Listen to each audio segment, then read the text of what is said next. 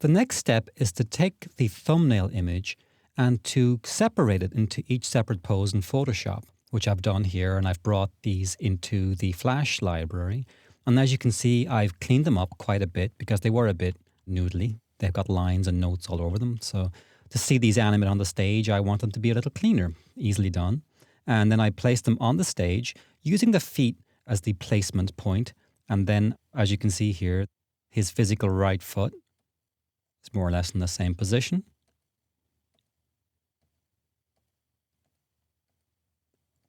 And then I position them on the timeline using the timing charts. So let's play it first, see what this looks like.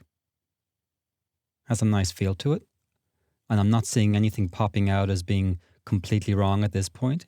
So we're pretty much in the very good zone with this. And I put that down to the fact that the thumbnails were so carefully drawn. So you begin to see the importance of a very, very good thumbnail pass. It's a great send-off when you begin to do the pose test. This is what we're doing now. We're setting up a pose test. So on the layer below, I've actually just brought in my thumbnails just as reference if I ever need to double check anything.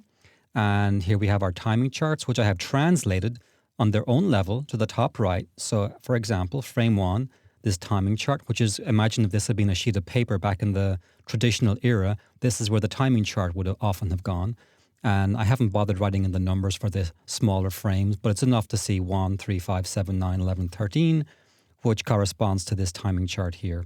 So once we've synchronized everything up, one last little thing that I would do is to make sure that you keep the timing chart level and the pose test level and later the animation level close together, because these frames must travel in tandem. You wouldn't want your timing chart to slip out of synchronization with the frame that it's meant to be living with.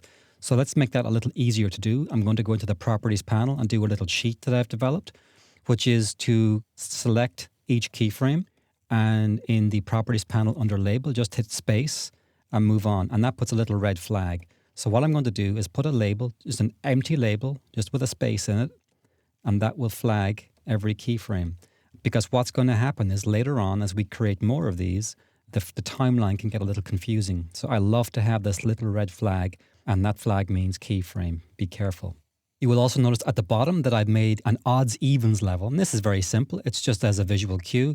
All the blue, which I've right-clicked and I've put classic tweens on all of them, that simply symbolizes the odd numbers, and the white ones are even numbers. So since we're animating on twos, it's just easier to be sure that we haven't slipped.